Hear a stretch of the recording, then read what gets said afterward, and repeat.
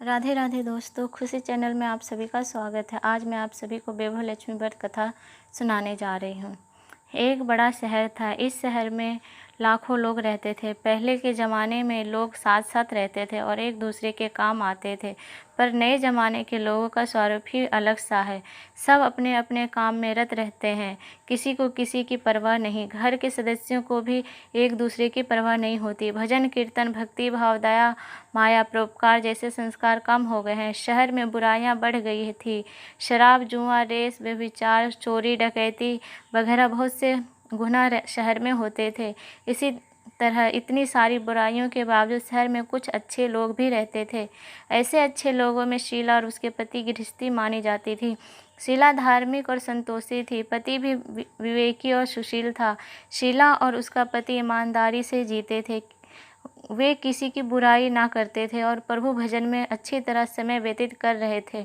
उनकी गृहस्थी आदर्श गृहस्थी थी। शीला की गृहस्थी इसी तरह खुशी खुशी चल रही थी, पर कहा जाता है कि कर्म की गति अटल है। विधाता के लिखे लेख को कोई नहीं समझ सकता है। इंसान का नसीब पल भर में राजा को रंक बना देता है और रंक को राजा। शीला के पति के पिछले जन्म के कर्म भोगने को बाकी रह गए होंगे कि वह बुरे लोगों से दोस्ती कर बैठा। वह जल्द से जल्द करोड़पति होने के ख्वाब देखने लगा, इसलिए वह गलत रास्ते पर चढ़ गया और करोड़पति की बजाय रोडपति बन गया। यानी रास्ते पर भटकते भिखारी जैसी उसकी हालत हो गई थी। शहर में शराब, जुआ, रेस, चरस, गांजा वगैरह बंदियाँ फैली हुई थी। उसमें शीला का पति भी फंस गया। दोस्तों के साथ उसे भी शराब की आदत हो गई। जल्द से जल्द पैसे वाला बनने की लालच में दोस्तों के साथ रेस, जुआ भी खेलने लगा। इस तरह बचाई हुई धनराशि, पत्नी के गहने, सब कुछ रेस जुए में गंवा दिया था। इसी तरह एक वक्त ऐसा भी था कि वह सुशील पत्नी शीला के साथ मज़े में रहता था और प्रभु भजन में सुख शांति से वक्त व्यतीत करता था। उसके बजाय घर में दरिद्रता और भुखमरी फैल गई। सुख से खाने की बजाय 2 वक्त भोजन के लाले पड़ गए और शीला को रोज़ पति की गालियां खाने का वक्त आया था। इस तरह शीला असहाय, दुख सहते सहते प्रभु भक्ति में वक्त बिताने लगी। अचानक एक दिन दोपहर को उनके द्वार पर किसी ने दस्तक दी। शीला सोच में पड़ गई कि मुझ जैसे गरीब के घर इस वक्त कौन आया होगा। फिर भी द्वार पर आए हुए अतिथि का आदर करना चाहिए। ऐसे आर्य धर्म के संस्कार वाली शीला ने खड़े होकर द्वार खोला। देखा तो सामने एक माजी खड़ी थी। वे बड़ी उम्र की लगती थी, किंतु उनके चेहरे पर अलौकिक तेज निखर रहा था। उनकी आंखें में से मानो अमृत बह रहा था। उनका भव्य चेहरा करुणा और प्यार से छलकता था। उनको देखते ही शीला के मन में अपार शक्ति छा गई। वैसे शीला इस माजी को पहचानती ना थी, फिर भी उनको देख कर शीला के रोम रोम में आनंद छा गया। शीला माजी को आदर के साथ घर में ले आई। घर में बिठाने के लिए कुछ भी नहीं था। शीला ने सकुचा कर एक फटी हुई चादर पर उनको बिठाया। माँ ने कहा, क्यों शीला, मुझे पहचाना नहीं?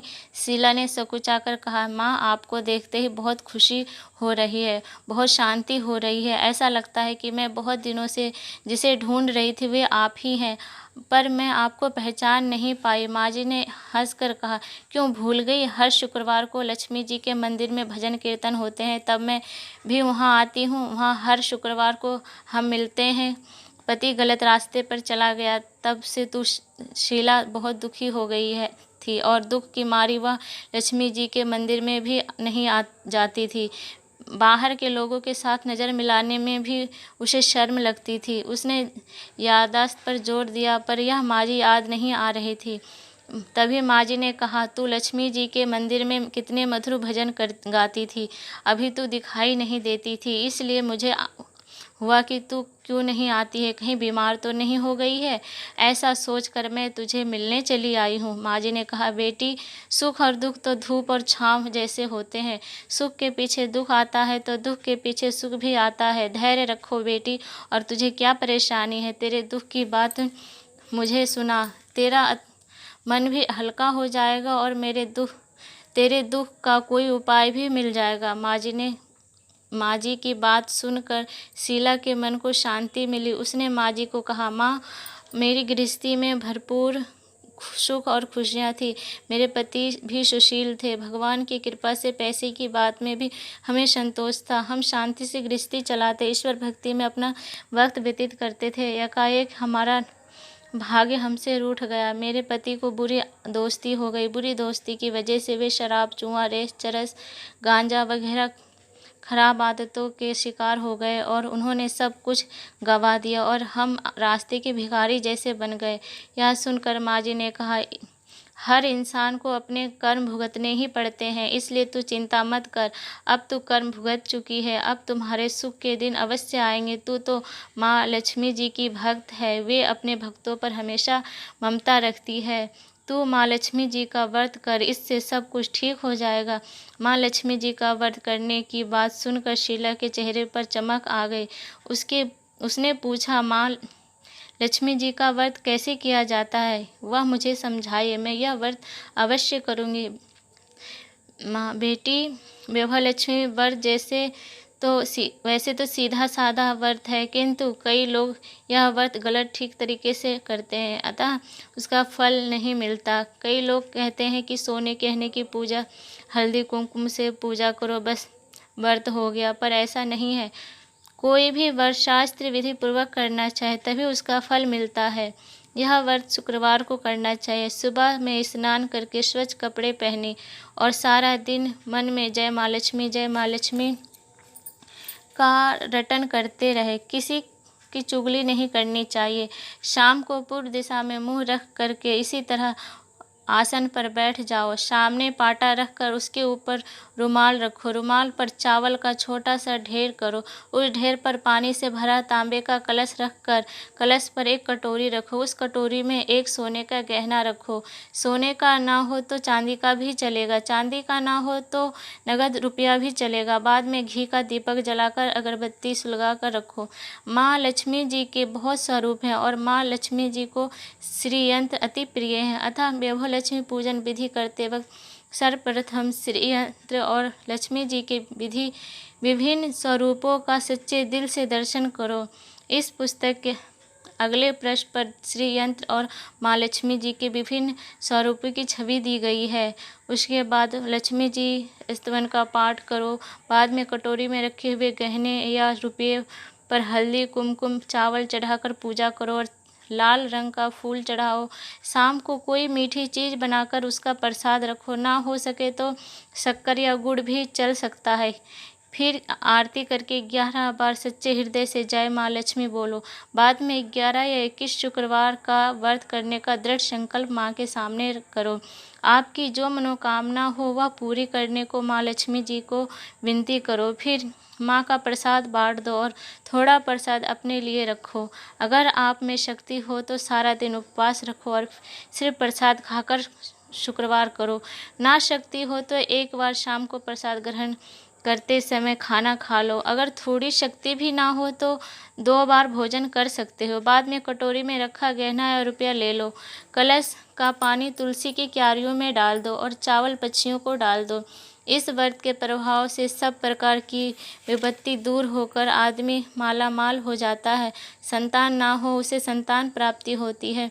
सौभाग्यवती स्त्री का सौभाग्य अखंड रहता है। कुंवारी लड़की को मन पसंद पति मिलता है।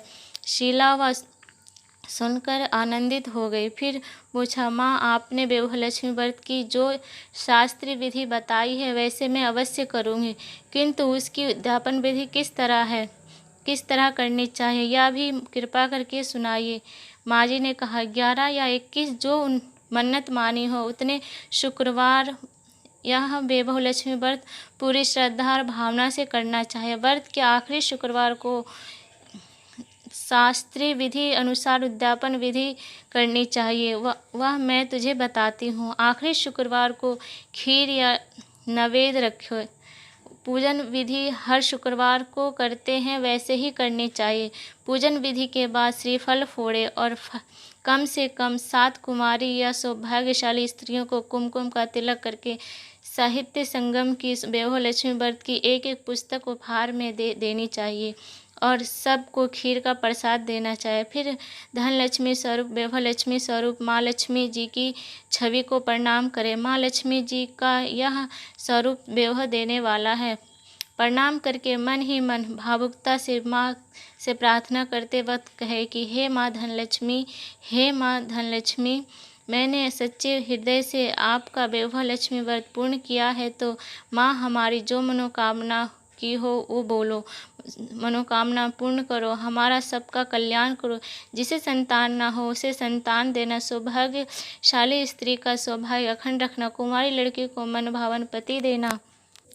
आपका यह चमत्कारी वैभव लक्ष्मी व्रत जो करे उनकी सब विपत्ति दूर करना, सबको सुखी करना। हे माँ, आपकी महिमा अपरंपार है। इस तरह माँ की प्रार्थना करके माँ लक्ष्मी जी का धन लक्ष्मी स्वरूप को भाव से वंदना करो। शीला ने संकल्प करके आंखें खोली तो सामने कोई न था।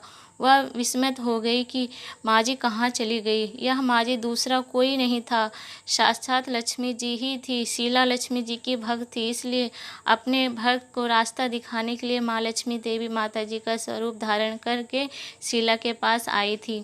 दूसरे दिन शुक्रवार था। सवेरे स्नान करके स्वच्छ कपड़े पहनकर शीला मन ही मन श्रद्धा से और पूरे भाव से जय माँ लक्ष्मी का मन ही मन रटन करने लगी। सारा दिन किसी की चुगली नहीं की हुई। तब हाथ पाँव मुँह को धोकर शीला पूर्व दिशा में मुँह करके बैठी। घर में पहले सोने के बहुत से गहने थे, पर पतिदेव ने गलत रास्ते पर चलकर सब गहने गिरवी रख दिए थे। फिर नाक की चुन्नी बच गई थी। नाक की चुन्नी निकालकर उसे धोकर शीला ने कटोरी में रख दी। सामने पाटे पर रुमाल रख कर मुट्ठी भर चावल का ढेर किया। उस पर तांबे का कलश पानी भर कर रखा। उसके ऊपर चुन्नी वाली कटोरी रखी। फिर जैसे माँ जी ने कहा था कि शास्त्रीय विधि अनुसार वैभव लक्ष्मी व्रत किया। यह प्रसाद पहले पति को खिलाया। प्रसाद खाते ही पति के स्वभाव में फर्क पड़ गया। उस दिन उसने शीला को मारा नहीं, सताया भी नहीं। शीला को बहुत आनंद हुआ। उनका मन में वैभव लक्ष्मी व्रत के लिए श्रद्धा और बढ़ गई। शीला ने पूर्ण श्रद्धा भक्ति से 21 शुक्रवार को माँ जी के कहे मुताबिक उद्यापन विधि करके 7 स्त्रियों को वैभव लक्ष्मी व्रत की 7 पुस्तकें उपहार में दी। फिर माता जी के धन लक्ष्मी स्वरूप की छवि को वंदना करके भाव से मन ही मन प्रार्थना करने लगी। हे माँ धनलक्ष्मी, मैंने आपका वैभव लक्ष्मी व्रत करने की मन्नत मानी थी, वह व्रत आज पूर्ण किया है। हे माँ, मेरी हर विपत्ति दूर करो, हमारा सबका कल्याण करो। जिसे संतान ना हो उसे संतान देना, सौभाग्यवती स्त्री का सौभाग्य अखंड करना, कुमारी लड़की को मन भावन पति देना। जो आपका यह चमत्कारी वैभव लक्ष्मी व्रत करे उनकी सब विपत्ति दूर करना, सबको सुखी करना। हे माँ, आपकी महिमा अपरंपार है। ऐसा बोलकर लक्ष्मी जी के धन लक्ष्मी स्वरूप की छवि को प्रणाम किया। इस तरह शास्त्रीय विधि पूर्वक शीला ने श्रद्धा से व्रत किया और तुरंत ही उसे फल मिला। उसका पति गलत रास्ते पर चला गया था, वह अच्छा आदमी हो गया और कड़ी मेहनत करके व्यवसाय करने लगा। माँ लक्ष्मी की वैभव लक्ष्मी व्रत के प्रभाव से उसको ज़्यादा मुनाफे होने लगा। उसने तुरंत शीला के गिरवी रखे गहने छुड़ा लिए। घर धन की बाढ़ सी आ गई। घर में पहले जैसा सुख शांति छा गई। वैभव लक्ष्मी व्रत का प्रभाव देखकर मोहल्ले की दूसरी स्त्रियां भी शास्त्रीय विधि पूर्वक वैभव लक्ष्मी व्रत करने लगी। हे माँ धनलक्ष्मी, आप जैसे शीला पर प्रसन्न हुई उसी तरह आपका व्रत करने वाले सब पर प्रसन्न होना, सबको सुख शांति देना। जय धनलक्ष्मी माँ, जय वैभव लक्ष्मी माँ। यह कथा आप सभी को अच्छा लगा हो तो मेरे चैनल को सब्सक्राइब करें, लाइक करें, शेयर करें। धन्यवाद।